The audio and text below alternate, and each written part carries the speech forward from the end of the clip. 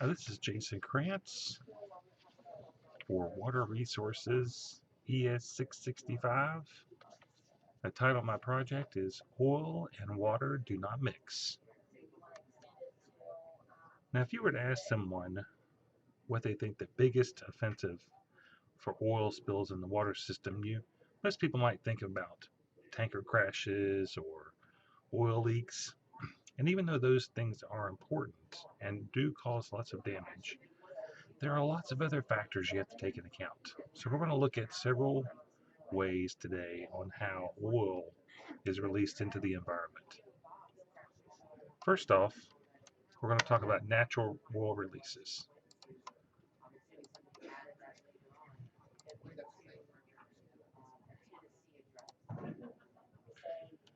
So a natural oil release, basically what this means is these are called, if you look here in the bottom left hand corner, you can see here's an oil reservoir, typically 5 to 30 kilometers below the surface of the ocean floor. And in those cases, the water, the oil will seep up through the layers of the earth, and then it's exposed on the floor of the ocean. And they actually call those seeps. These are called oil or gas seeps. It happens with gas and it happens with oil. So in this example, we're talking about oil. So the oil seeps up through the ocean floor, and then it slowly, over long periods of time, will gradually make its way up through the ocean and get to the surface. And then it creates what's called an oil slick. This is where the oil is lighter than the water, and so the oil floats on top of the water. Now, at this point, a lot of the oil will actually evaporate up into the atmosphere, and you can see it kind of gets released up that way. But then a lot of it over time, it accumulates and causes its mass to increase, which then causes the oil to fall out and to drop back to the ocean floor.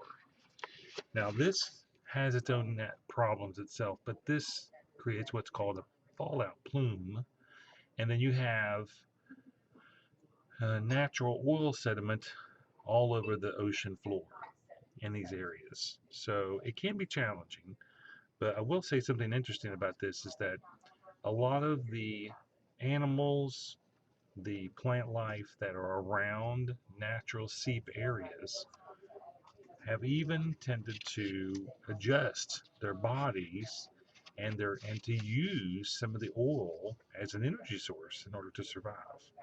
So it's pretty fascinating. But this is something that's not very well known.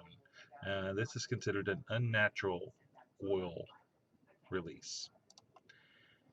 Moving on, in this example here, shows us, as you can see, here's Louisiana, here's the Gulf of Mexico, and all of these places are oil rigs.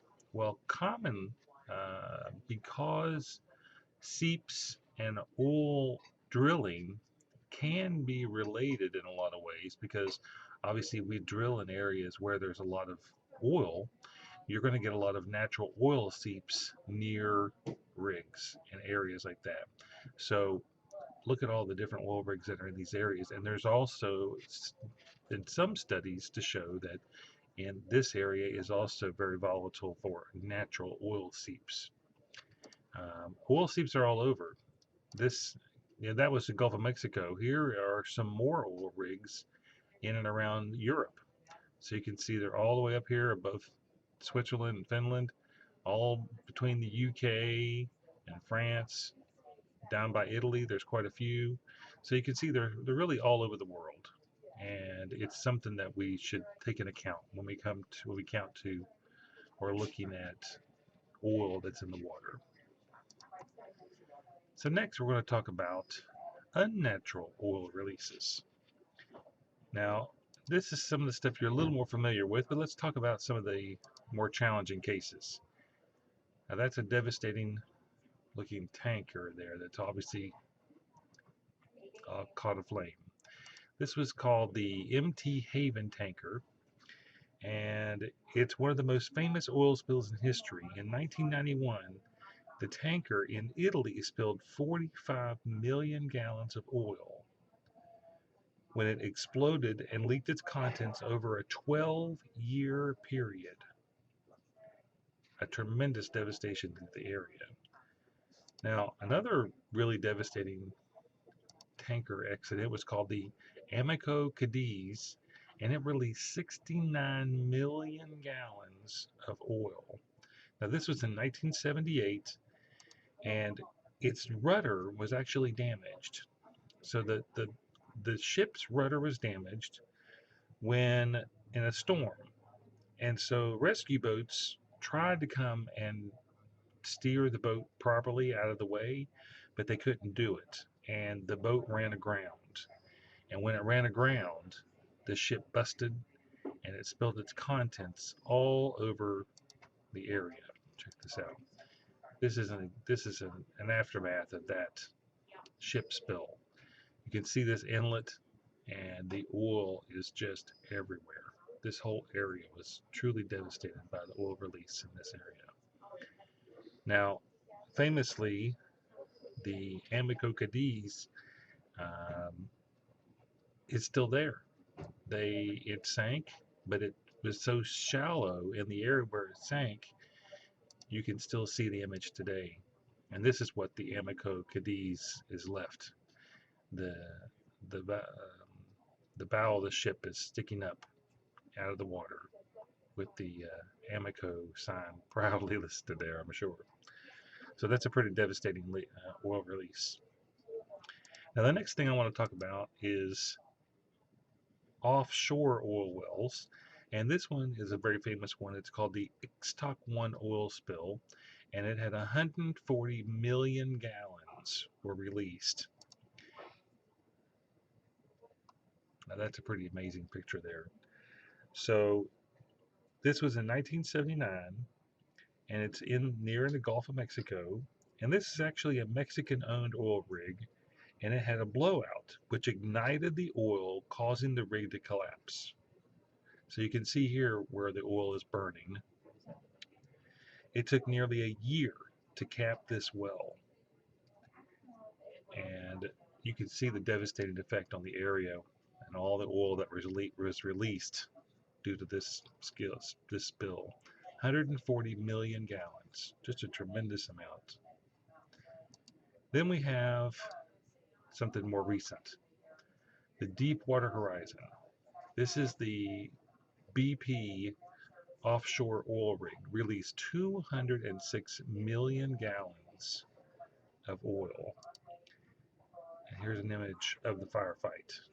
You can see all the tankers there trying to put the fire out.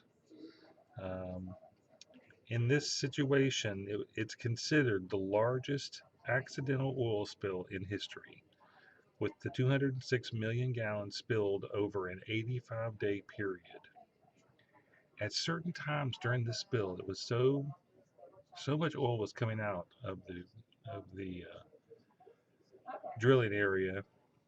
They estimated it to be at 2.5 million gallons at times were being released per day. 2.5 million. So that's a tremendous amount. Okay, then we have land-based spills, particularly pointing out here the Arabian Gulf or the Kuwaiti oil spill. Now, this is what's considered the worst oil spill ever recorded. And the shame of this one is that this one is intentional.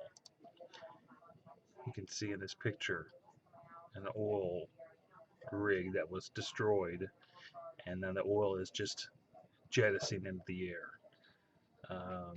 Basically, what happened is that during the Gulf War, when Iraqi forces were retreating from Kuwait, they released oil from local tankers and oil rigs along the coast. And many of these areas were considered oil lakes and fire trenches in low-lying parts of the landscape. And these releases left over 500 million gallons of oil was released. coating the sky. A tremendous devastation to the area. Now, those are some of the ones we just talked about are in the news, and those are things you see on a regular basis. But let's talk about the things that are not so obvious. First off, how about this? Suntan lotion. Now we all think, oh, suntan lotion, easy enough. We all use it. It's important to protect us from burns. But what about if every person, look at this picture. Imagine every person on this beach. This is just a small little piece of this beach. If every person on there coated their bodies with suntan oil and then they jumped in the water before it had a chance to soak in properly, that basically means that the suntan lotion is being washed off almost immediately. And suntan lotion and sunscreen has a major petroleum product in it. And the thing that's important to realize is that estimates show that nearly 5,000 metric tons of sunscreen is washed off of swimmers' bodies annually across the world. That is a tremendous piece, and no one ever considers this, but it's true. And the other thing you have to keep in mind is that this is not just devastating to the water and the people who consume it and use it, but it's also very devastating to the coral reefs in the world. Some of these areas have reefs just right outside of the swimming area, and this petroleum just simply destroys. It really is harmful to the coral and the reef, and many of our reefs are dying today simply because of oil releases such as suntan lotion as one of the components. Now, the next thing I want to mention is fuel dumping.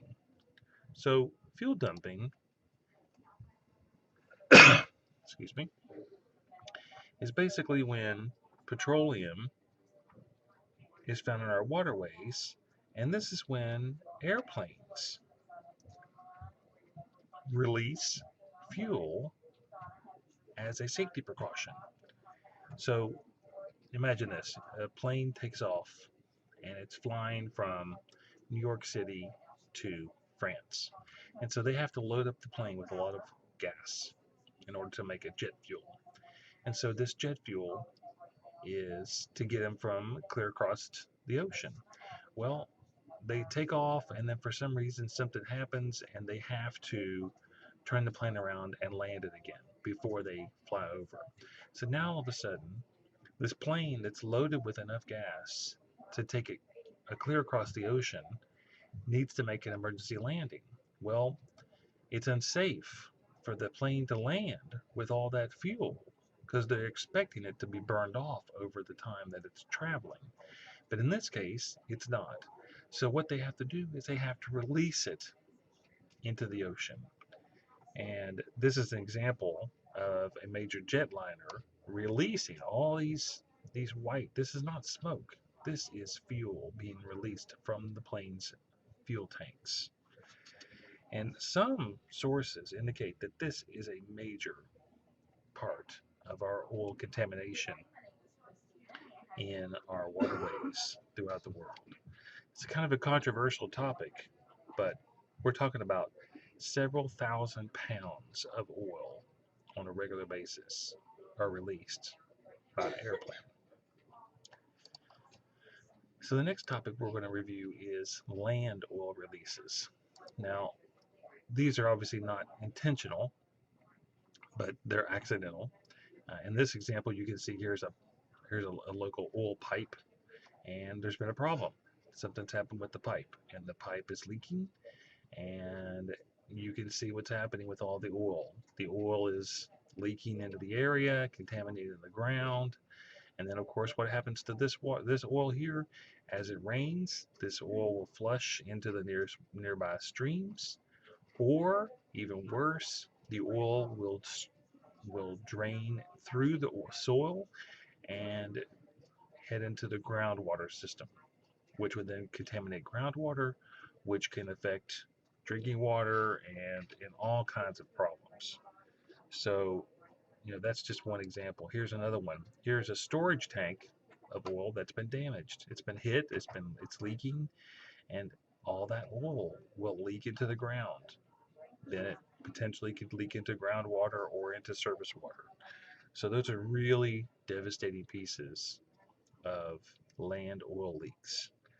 In addition to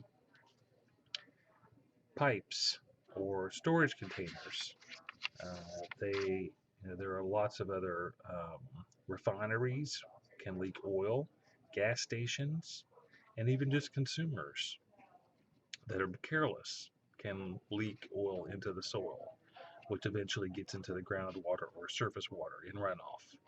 So that's a real big problem. So we've heard a lot of problems today about why oil is released and how it happens and what are the most common ways. So let's look at some solutions here on how to resolve this issue. Now, we've had leaks for many years, but the first thing that we've determined is the best thing to do is you need a plan. You need to assume these things are going to happen, and you need to have a plan in place. Your local city or government institution should have a plan, an emergency plan for an accidental oil release. You should have a plan for your company. If you deal with oil, you should have a plan that says, hey, if this happens, what are we going to do? How are we going to fix it? How are we going to clean it up? These are ways to prepare people, and the saying is perfect. If you fail to plan, then you plan to fail. And that is so true. And you're sacrificing our environment when you do so. The other thing you want to consider is when you make these plans, you need to have the proper kinds of equipment when you're doing that. So you need to make sure that you have a plan that details having kits or equipment so that your workers can go into immediate action. If you have to order this after an oil spill, it's too late. It takes too long. So you need to have these things on site and ready to go. You need to talk about these things on a regular basis. Have yearly meetings or biannual meetings to discuss possible leaks and contamination areas. And and yes, having a plan written is important. Having some equipment is important. But if you are a city and you have a potential for a major problem, you might even need to buy some equipment. Let's say you might need to prepare to have a contract with a company, because when one of the treatments for oil spills is what's called a dispersant. This is a tool that's used to aid in spill cleanup. Now, what's interesting about dispersants is they don't actually remove oil. What they do is they separate the oil into small particles, which then is diffused amongst the ocean waters. You can see in this picture, it's all accumulated together. Well, the disbursement that this plane would drop out breaks it up so that it diffuses and falls into, is dissolved into the regular oceans of the world. And that really helps a lot. Now, there's obviously some controversial topics about how does that really help us. You're just spreading the oil across the world, but they indicate a lot of times that that's better than the alternative. So the solutions here: have a plan, have some emergency equipment, be prepared to maybe use dispersants as a way to handle these kinds of issues. And I suggest, in conclusion, spills are happening all over the world, and petroleum is part of our everyday life. We have to live with it. We need to find ways to prevent these problems. Unnatural oil spills are preventable with the right kind of plan. We need to find ways to engineer out the risks inherent with industry, moving our culture to being less dependent on oil is the first step in creating a future of clean water and safety for all inhabitants of the earth. So changing the culture is the key to success. I appreciate everyone's attention, and thank you so much for listening. Have a good day.